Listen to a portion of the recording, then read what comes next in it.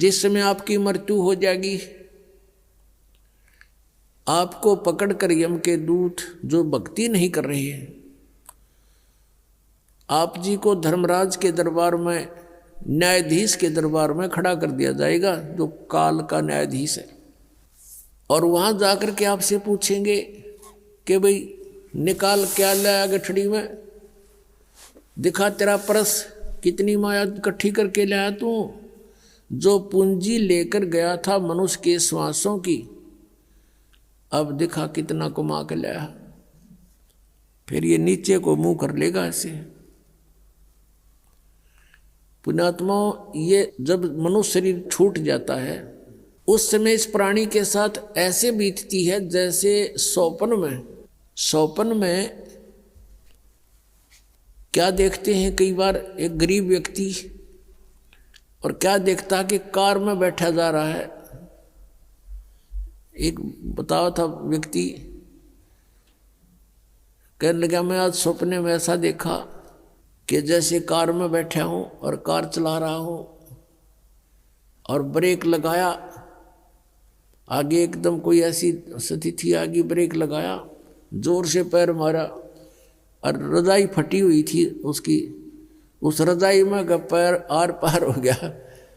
फिर वह आंख खुल गई, यानी निंद्रा भंग होगी, देखो होता है, वो पैर छोड़ दिया। फिर जब सौपन टूटा तो देखा ना कार और कुछ भी नहीं, और वो सपने में देख रहा खूब जोरते, उसका पेटा है ना भर रहा। तो कहते हैं आज जो सुविधाएं आपके पास हैं, और जिस समय ये आपकी शरीर छूट जाएगा उस समय आपका सपना सा टूटेगा, और यम के दूत बाजू पकड़ रहे होंगे, वो पाँव जरा होगा टूटी हुई रजाई में, और कहेंगे चल बच्चा। अब उसका विश्वास सा नहीं बनता कि बेटा था, मेरी बेटी थी, कार थी, कोठी थी, कहाँ थी, चल अब बताएंगे तरीके थी। यहाँ बताते हैं कि ये सौपन जब टूट जाता है, जब इसका समझ में आवा है कुछ भी ना था, मैं तो वैसे ही दुखी हो रहा था कार में, कदे ब्रेक लाऊं था, कदे गियर बदलूं था, और था कुछ भी कोई नहीं।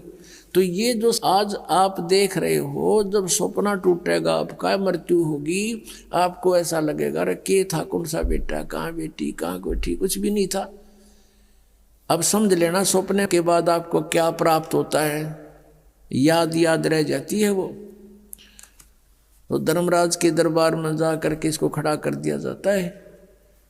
फिर वो पूछता भाई निकाल, उसको तो मालूम तो होता है ये सारा। तो फिर वो क्या बहाना मिलाता है, क्योंकि उसको याद आ जाती है कि मैं वायदा करके गया था भगवान से, हे परमात्मा जब इब के मनुष्य शरीर मुझे मिल जावे तो मैं सदा भगवान याद करूँगा, पेट के लिए थोड़ा बहुत कार्य भी करूँगा, लेकिन ज़्यादा समय मालिक तेरी याद में बिताऊँगा। अब मुझे सब याद आ गया है। उस समय उसको पिछले पुण्यों जन्म जन्मांतरों के सारे दुख याद आ जाते हैं, और जब ये मनुष्य शरीर प्राप्त करके वहाँ से चलता है, इसको बार बार समझाया जाता है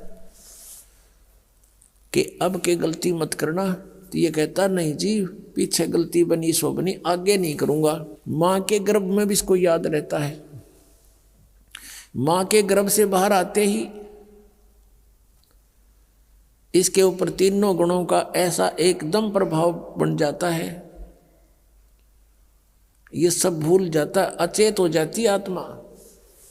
इसको नए सिरे से पढ़ाई कराई जाती है, ये तेरा चाचा, ये तेरी चाची, ये माता, ये पिता, ये बुआ या माँ, ऐसे, और नए सिरे से इसको पढ़ाया जाता है।